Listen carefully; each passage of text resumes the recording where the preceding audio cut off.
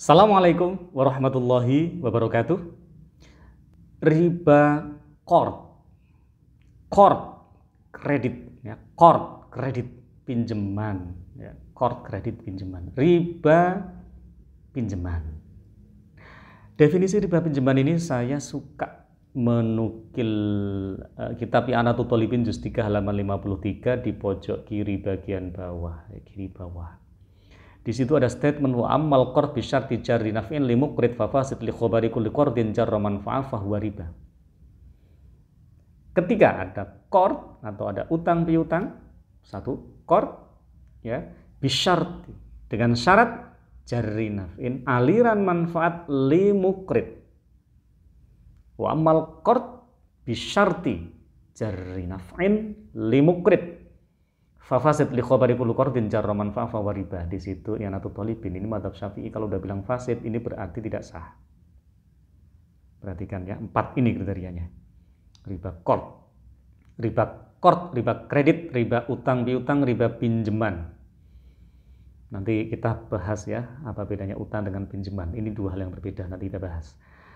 Qard, ketika ada qard bersyarat aliran manfaat bagi pemberi qard, ini riba. Nah, gimana kalau ada salah satu saja dari keempat hal ini yang tidak ada? Maka otomatis tidak bisa disebut dengan riba qard. Kalau ini bukan qard. Misalnya jual beli nih, ada aliran manfaat bersyarat aliran manfaat bagi pemberi qard, ya ini nggak ada. Jadi nggak akan masuk kriteria riba qard. Contoh lagi, qardnya ada, bersyaratnya ada, manfaatnya ada, tapi bukan untuk pemberi qard, maka ini juga tidak bisa disebut riba qard. Makanya di dalam fatwa nomor 17 dan fatwa nomor 123, fatwa tentang denda telat bayar ya. Denda telat bayar itu sendiri sebenarnya bukan bab riba, tetapi biar tidak syibih riba, biar tidak menyerupai riba, maka denda telat bayar itu ya, itu tidak dijadikan sebagai pendapatan pemberi denda atau orang yang mengenakan denda. Itu nggak boleh dijadikan pendapatan, biar nggak syibih atau biar tidak menyerupai riba. Jadi misalnya nih, ada pinjaman, ada syarat aliran manfaat, misalnya nih katakanlah kena denda misalnya, bagi pemberi qard, pemberi pinjaman, maka ini jadinya syibih riba.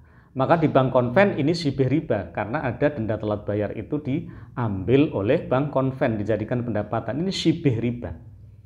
Tapi menurut saya belum riba sebenarnya, tapi syibih riba. Nah makanya sangat hati-hati itu di bank syariah. Ketika ada denda telat bayar, maka ini tidak diambil sebagai pendapatan bagi bank syariah atau lembaga keuangan syariah. Makanya syibih ribanya juga hilang. Selain karena denda telat bayar itu juga bukan bab riba, tapi bab gharamah, bab ta'zir. Nah, jadi syaratnya ya, saya ulang, ada qard atau pinjaman bersyarat ya, aliran manfaat bagi pemberi pinjaman. Berikutnya nih contoh konkret, ketika bersyaratnya tidak ada, maka yang ada tinggal ada qard, yes ada qard. Tapi nggak disyaratkan ada kelebihan bayar kepada pemberi qard. Saya ulang, ada pinjaman, yang minjemin itu nggak mensyaratkan dibayar lebih, tapi yang dipinjemin, ya, yang dipinjemin itu ngasih kelebihan bayar ketika balikin kepada pemberi utang.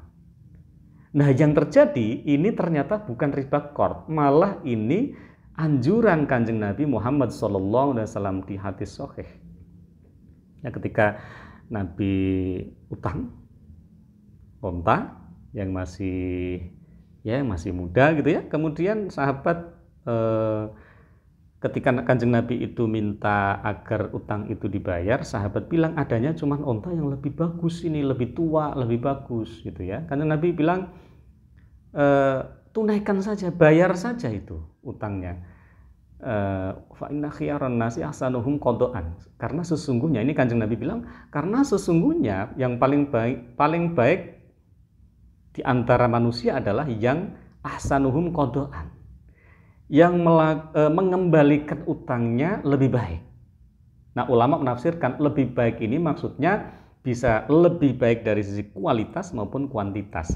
Jadi, ketika ada utang piutang atau pinjaman, tidak disyaratkan ada kelebihan bayar bagi pemberi utang. Ini sunnah Rasul. Sunnah Rasul ya. Sama-sama nih aktivitasnya, ada kelebihan mengembalikan pembayaran atas pinjaman. Tapi ternyata hukumnya menjadi sangat berbeda. Yang satu riba karena disyaratkan, yang satu sunnah Rasul karena tidak disyaratkan. Nah, tetapi dalam muamalah kontemporer nanti ya, untuk menghindari konflik of interest, misalnya lembaga-lembaga keuangan atau lembaga pemerintah itu menyatakan tidak menerima imbalan atas transaksi misalnya kredit atau utang piutang atau jasa yang lainnya. Nah, ini ikuti aja aturan dari pemerintah itu agar tidak timbul konflik of interest, atau aturan perusahaan non pemerintah juga seperti itu. Makanya AO atau account officer atau marketing bank syariah itu nggak boleh dikasih duit ya, untuk menghindari konflik of interest ya. Karena kalau nggak disyaratkan sebenarnya hukum asalnya adalah itu boleh loh dibalikin lebih gitu ya, tetapi karena untuk menghindari konflik of interest maka itu dilarang. Kenapa? Konflik of interestnya adalah ini kan utang piutang. Nanti kalau kita dikasih kelebihan ya, pihak bank dikasih kelebihan, nanti begitu nasabah ini bermasalah kita nggak enak hati nanti kalau untuk nagih. Nah, itu kan bahaya malah gitu ya, nanti akan timbul zalim. Nah, rekan-rekan yang dirahmati Allah, itulah definisi dari riba qard, yakni ketika ada qard atau pinjaman bersyarat aliran manfaat bagi pemberi pinjaman, ini disebut riba qard. Wallahul muwaffiq ila aqwamit thoriq. Assalamualaikum warahmatullahi wabarakatuh.